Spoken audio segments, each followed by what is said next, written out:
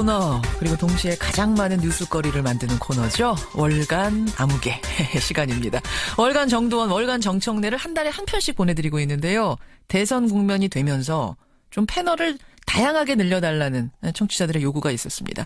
그래서 저희가 오늘 특집편을 마련했습니다. 바로 월간 김경진.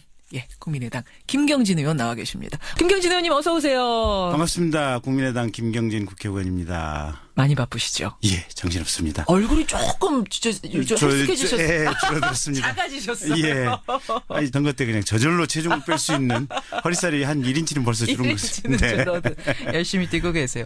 혹시 월간 정두원, 월간 정청래를 접해 보신 적은 있으세요? 아니요, 전혀 없습니다. 없어요. 예. 사전 조사를 좀 하고 오셔야 되는데 그냥 제가 설명을 드릴게요. 네. 그러니까 월간 아무개 코너만큼은 네. 당을 떠나서 내 소속을 떠나서 예. 철저히 객관적인 시각으로 미래를 예측하는 겁니다. 알겠습니다. 예측하는. 저희 지지자들이 이 방송을 들으면 저거. 자신을 잘 버리셨는지 제가 확인할 겸 네. 질문 하나 드리죠. 예. 누가 될 것 같습니까, 대통령? 안개 속입니다. 잘 버리셨습니다. 네. 자신을 완전히 버리고 네. 시작하겠습니다. 월간 김경진. 일단 TV 토론 얘기부터 좀 풀어가 볼게요. 네. 어떻게 보셨어요? 우리나라 최초의 스탠딩 토론. 저는 좋았어요. 저도 홍보본부장이다 보니까 예. KBS를 갔어요. 현장에 가셨어요? 예, 현장에 갔고 후보 마인드 컨트롤이 제일 중요해요. 어허. 얼굴 표정이라든지 자세, 움직임, 손짓 이런 것들이 사실은 마음에서 이렇게 시작되는 거 아니겠습니까? 그렇죠. 잘하시더라고요. 보니까 잘하고 예. 2시간 내내 보니까 다들 재밌어가지고 그냥 이렇게 전화 오는 것도 끊고 그냥 다들 흠뻑 빠져서 보는데 아하. 그 어느 한 사람도 그 장면에 몰입이 안 되는 사람이 없더라고요. 보니까. 그러니까 국민의당 입장에선 첫 번째 토론보다 훨씬 나았다라는 자체 평가가 나온 거군요. 예, 그렇습니다. 근데 이번 토론에는 약간 문재인 후보 측만 조금 좀 불편했고 예. 나머지는 다 좋지 않았을까 싶어요. 그러니까 문재인 청문회처럼 됐다는 평이 지금 많이 나오죠. 공격이 너무 1대4로 몰려가지고. 근데 그럴 수밖에 없는 게 네. 1등 후보한테는 항상 이렇게 포화가 쏟아질 수밖에 없어요. 그러니까 거기 포화가 쏟아지는 순서가 지지율 순서예요, 보면. 그래요? 네. 거꾸로 보면 당선 가능성이 높다는 어떤 일종의 징표일 수도 있고 또 한 가지는 자기가 얘기를 할 수 있는 기회잖아요, 보면. 물어봐주면 그 선명하게 명쾌하게 또 어떤 자기 철학을 얘기해주면 그게 국민들하고 공감할 수 있는 기회를 갖는 거 아니에요. 예. 마이너 후보들은 이게 포화가 안 오니까 기회 자체가 없는 거예요. 질문만 하게 되는 그렇죠. 상황. 네, 긍정적으로 해석하면 또 그런 것도 있는데. 네. 아니 근데 굳이 스탠딩을 할 필요는 있었습니까? 근데 사실은 우리가 박근혜 대통령 청문회 때 조금 잊어버렸던 것 중에 하나가 제가 질문했다가 아직도 답을 못 받았는데 뭐요? 부신 기능 저하증 얘기가 있었어요. 부신이라면 신장 쪽 말이에요? 신장에 있는 조그마한 부신. 2차 신장 이 부신의 기능이 떨어지면 쉽게 피로가 오고 면역력이 저하된다는 이런 얘기가 있었어요. 근데 대통령이 혈액 검사를 차원병원에 가서 일부러 했는데 그 혈액 검사를 했던 이유가 뭐냐라고 했는데 일부 언론에 인터넷에 부신 기능 저하증을 앓고 있다라는 얘기가 있었어요. 그래서 피로를 자꾸 느끼고 뭔가 주사도 맞고 이랬다? 대통령 일정이 그전 대통령까지에 비하면 현격하게 적었잖아요, 보면. 그렇죠. 그만큼 대통령의 건강이라고 하는 것은 사실은 우리가 핵심 포인트 중에 하나예요. 그러니까 2시간 동안 튼튼하게 서 있을 수 있느냐 중요한 포인트예요. 그것도 어떻게 보면 시험이 됐다 이번에. 테스트가. 네. 그럼 체력 테스트 됐다라는 얘기가 우스갯소리가 아니네요. 그 중요한 포인트라니까요. 네? 아니 국가 지도자의 건강이라고 하는 것은 사실은 핵심 포인트예요. 그래서 스탠딩 토론이 체력 검사에 그칠지라도 의미가 있었다. 그렇습니다. 안 하는 것보다 훨씬 낫다라고 보시는 거군요. 근데 이왕이면 국민들은 좀 팔 걷어붙이고 미국처럼 왔다 갔다 손짓도 하고 이리저리 자리도 바꿔가면서 조금 액티브하게 하기를 바라셨거든요. 그랬으면 좋은데 문제가 5명이에요. 5명. 정확히는 엄밀히 2명을 스탠딩 토론을 시켜야 맞고 정말 넓게 봐준다고 하더라도 3명 정도 선에서 그쳐야 돼요. 너무 많았다는 거. 그러면 2-3명이 하면 왔다 갔다 하면서 조금 역동적으로. 정말로 사태질도 하고 고함도 지를 수도 있고 뭔가 좀 본인의 심리 구조까지 정확하게 볼 수 있는 텐데 사실은 앉아서 하는 것에 약간 업그레이드 버전 정도에 불과할 수밖에 없는 무대 구조가 된 거예요. 그래요. 그런 거 이제 하나가 좀 걸린다는 분들 많으셨고 그러면 국민의당 의원이라는 거 떠나서 누가 제일 토론 2번을 통해서 득을 봤다고 생각하세요? 저는 전체적으로 보면 예.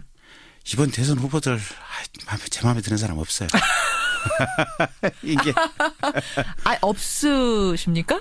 없어요. 왜요?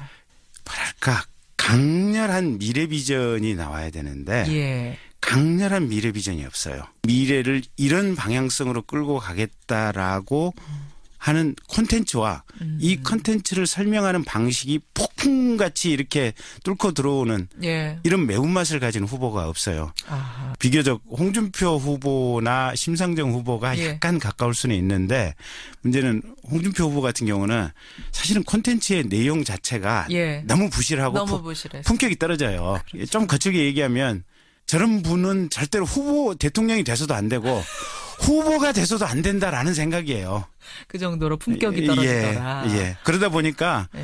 홍 후보님 가면 갈수록 이게 이제 발언의 수위가 이제 낮아져요. 낮아지더라고요. 약해져요. 약해지더라고요. 예. 약해지니까 사실은 더 재미가 없어요. 토론이. 그러니까 지금 이게 굉장히 뼈아픈 부분인 게 자유한국당으로서는 네. 어떻게 된 게 홍준표 후보가 토론의 양념 역할, 네. 개그 담당 이렇게 돼버리는 게 얼마나 이게 지금 뼈아픈 건가. 네. 그런 생각이 제가 오늘 앞에서 정은택 대표하고도 인터뷰했습니다만. 그리고 또 한 가지가 이제 전 토론을 보면서 제일 아쉬웠던 게 그 주제를 사실은 거의 이제 참가한 후보자들에게 자유 질문 형태로 그냥 임의 위임을 하다 보니까 편가르기 하기 쉬운 이슈만을 골라서 무대 위에 올려놓은 건 거예요, 보면. 예를 들면 북한은 우리의 주적입니까? 주적이냐, 아니냐. Yes or no? 네. 이런 식. 주적이냐 아니냐 그 단어가 중요한 거 아니에요. 예. 그건 사실은 박정희 대통령도 또 전두환 노태우 대통령도 북한에 밀사를 보냈고 그 밀사를 통해서 뭔가 남북한의 평화 관계를 만들기 위해서 노력을 했었어요. 물밑 접촉. 물밑 접촉 다 했어요. 그러니까 돈을 주고 받고 이런 것들이 본질은 아니에요. 평화 통일을 추구했던 것도 그렇죠. 보수 진보 문제도 아니고 그렇죠. 다 마찬가지예요. 예. 근데 이 단어를 가지고 주적이냐 아니냐, 그다음에 햇볕 정책에 찬동하느냐 안 하느냐, 이건 국민들을 호도하는 이슈예요. 누가 집권해도 똑같을 수밖에 없는 이런 상황이거든요. 예. 다만 정도의 차이는 있을 거예요. 예. 어느 쪽에 무게 중심을 두느냐. 그렇죠. 네. 그렇죠. 근데 이 이슈를 후보들로 하여금 선택하도록 하니까 보수 쪽의 후보들은 그걸 가지고 편가를 갈라치기를 하기 위해서 그 이슈를 의도적으로 올리는 거예요. 색깔론으로 몰고 가고 색깔론으로 몰고 가고 싶은 거예요.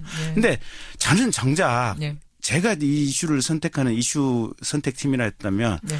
자, 현재 국가 부채가 500조다. 근데 당신네들은 지금 아동수당 그다음에 청년수당 신설하겠다고 한다. 국가 부채가 지금 박근혜 정부 때 200조 이상 한 300조 가까이 증가를 했거든요. 예, 그 예. 500조 넘으면 국가 부채가 이제 내드 경고 단계라는 거 아니에요, 보면. 내드 경고 직전에 와 있는데 도대체 그 돈들을 어떻게 쓰겠다고 지금 큰 소리 뻥뻥 지르냐. 그 앞뒤 모순되는 상황에 대해서 설명해 봐라. 라는 이슈를 올릴 거예요. 예, 예. 그러니까 그 그게 이슈는 중요하다.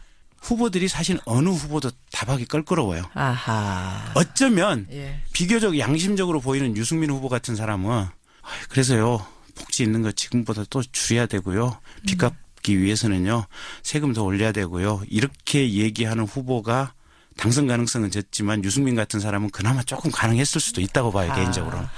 즉 자기들이 이슈를 올려서 하다 보니까 예, 예. 그 이슈 자체를 안 빠져버리는 올려요. 예, 거군요. 빼버려요 보면. 굉장히 자극적이고 짧은 순간 안에 어필할 수 있는 이런 네. 것만 무대 위에 오르게 되는 요게 지금 굉장히 큰 맹점이란 말씀이에요. 그렇죠. 네. 시청률이 자그마치 26%가 나옵니다, 여러분. 네. 이거는 굉장한 영향을 미친다는 얘기인데 네. 토론에 좀 잘 꾸려졌으면 그리고 또 한 가지. 예. 사실은 대통령은 그 모든 이슈를 다 이해할 수는 없어요. 네, 근데 그렇죠. 대강 그 이슈의 본질 정도는 꿰뚫고 있어야 돼요. 물론이죠. 이게 세부 아이템을 꿰뚫을 수는 없어요. 예. 큰 틀의 본질과 큰 틀의 흐름은 첫째 꿰뚫고 있어야 되고 두 번째는 그런 문제점을 잘 해결할 수 있는 사람이 누구라고 생각을 하느냐. 네가 대통령이 됐을 때 그 이슈를 해결할 만한 최적의 인물이 누구고. 머릿속에 있느냐. 네. 그다음에 왜 그렇게 생각하느냐. 예. 이 부분이 한번 수면 위로 올라와 줬으면 그 좋겠어요. 부분도 기대를 해보겠습니다. 예. 김경진 의원과 함께합니다. 월간 김경진. 그나저나 이제 뭐 토론도 토론이지만 네. 국민의당 포스터 굉장히 화제가 됐어요. 상당히 자극적이죠. 그거 저 광고 천재 이재석 씨가 만든 거예요, 아니에요? 이재석 씨의 의견이 매우 강력하게 반영이 됐죠. 아, 그건 맞습니까? 네. 디자인에 대해서는 네. 이렇게 어드바이스를 해 주시는 분이 몇 분 계시는데 그중에 주포가 이재석이다. 그렇게 되는 거군요. 네.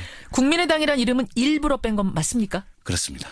그러니까 민주당 쪽에서는 또 혹은 보수 쪽에서는 보수표를 노리고 일부러 국민의당이란 이름을 싹 빼버린 거 이거 굉장히 의도적이고 표 구걸하는 거다. 이런 얘기까지 나왔어요. 네.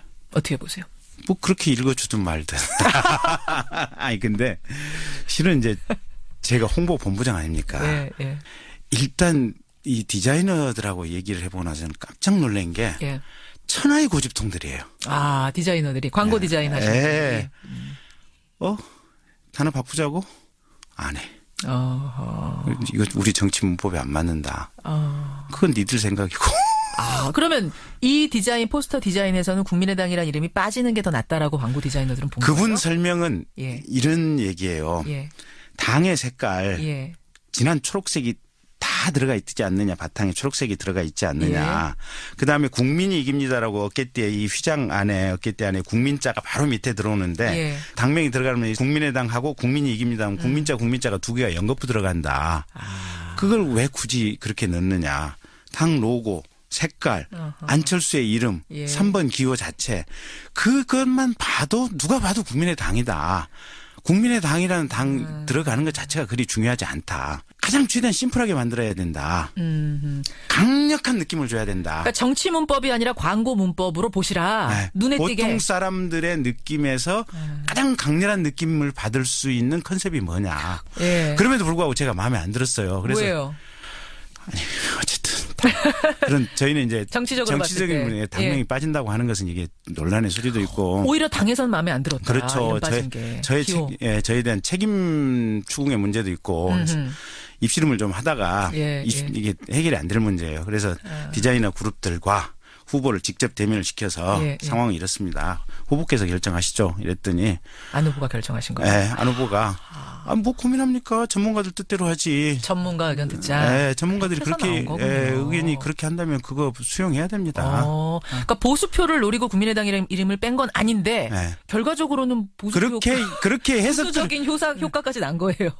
그 효과가 있는지 없는지는 저희로서는 모르겠어요. 근데 그걸 노리지 않았냐라고 의도를 가지고 그런 얘기를 하시는데 그런 의도는 없었지만 최소한 그런 의도에 대한 논란이 있는 건 사실인 것 같아요. 자, 그러면 안철수 후보 포스터 빼고 이제 그건 김경진 의원이 만드셨다니까 그거 빼고 나머지 후보 포스터 중에 제일 잘 만든 건 뭐라고 보세요? 없어요?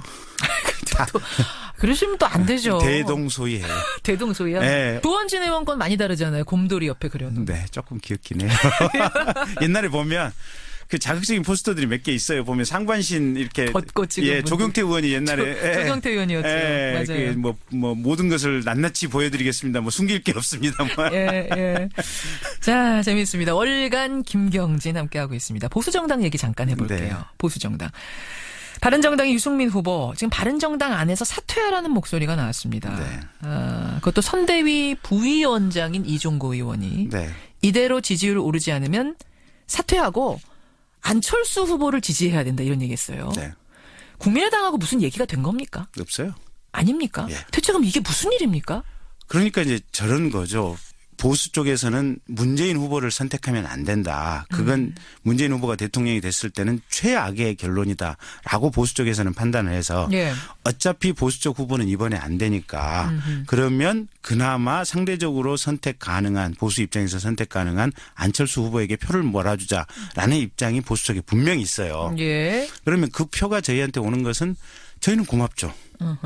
고마운데 거꾸로 보면 호남 쪽이라든지 진보 쪽에서 보면 그 표가 오는 것을 가지고 쟤들은 보수랑 타협을 했다. 또는 쟤들이 집권하면 과거 부패에 대한 사정이라든지 정리가 청산적 절차가 불가능할 것이다. 이런 비판을 하고 있고 그게 일정 정도 먹혀드는 측면도 있어요. 그래요. 그래서 좋기는 하지만 반드시 좋은 것은 아니고 그러니까 세상상 항상 그런 것 같아요. 일각에서는 호남 출마를 노리는 바른정당의 분들이 지금 저 국민의당과의 합당 내지는 연대를 꿈꾸면서 이러는 거 아니냐라는 얘기도 나오는데 가능성 있습니까? 꿈꾸는 건 자유죠.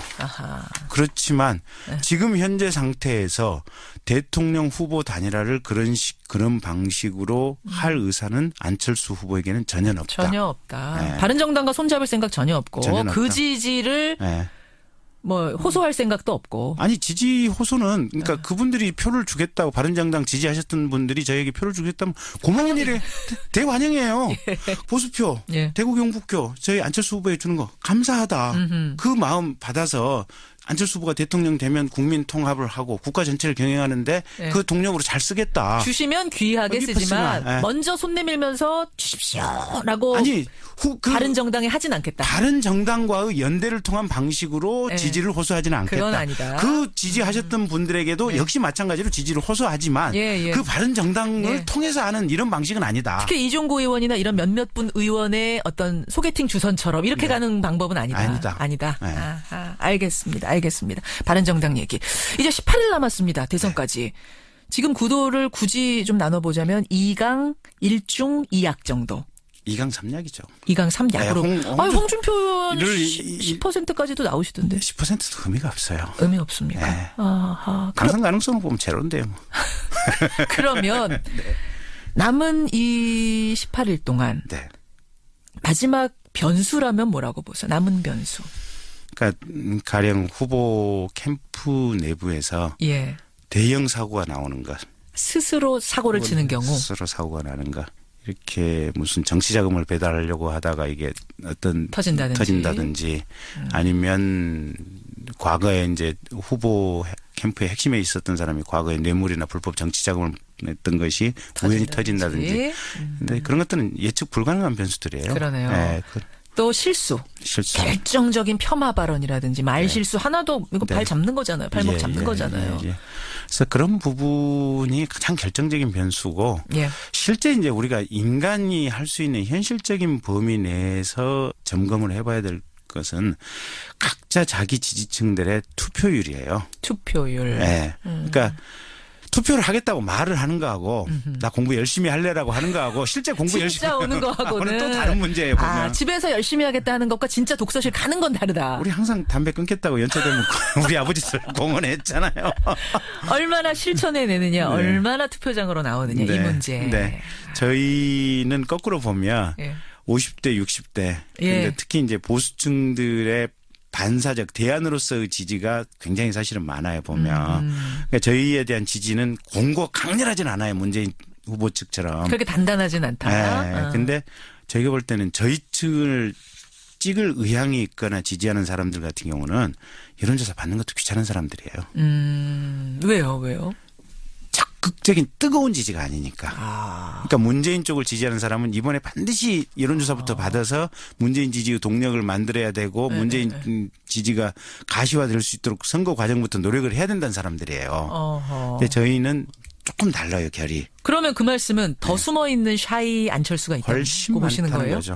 그래서 그거에 희망을 거시는구나 국민의당은. 희망이 아니고 이제 판독이죠. 저희들 입장에서는. 이제 근데 저희들 판독이 정확하냐 정확하지 않느냐는 이제 또 나중에 선거 끝나고 나서 평가를 받아야 될 부분인데 저희들 판독은 그렇게 하고 있고. 얼마나 된다고 보세요? 샤이 안철수가? 상당히 많아요. 상당히 얼마나? 지지율로 보자면. 실제로는 저희는 선거는 거의 이겼다고 보고 있어요. 그렇게까지? 네. 아니 또 문재인 후보 측에서 나오면 문재인 후보 측에서. 뭐 그쪽이 보는 평가는 그렇고. 샤이 안철수가 지금의 여론조사 뒤집을 만큼 된다고 훨씬 보세요? 더 된다고 보고 있어요.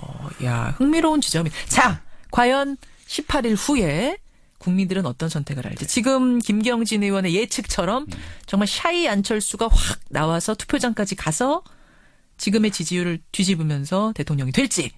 그래서 김경진 의원이 여당 의원이 되실지.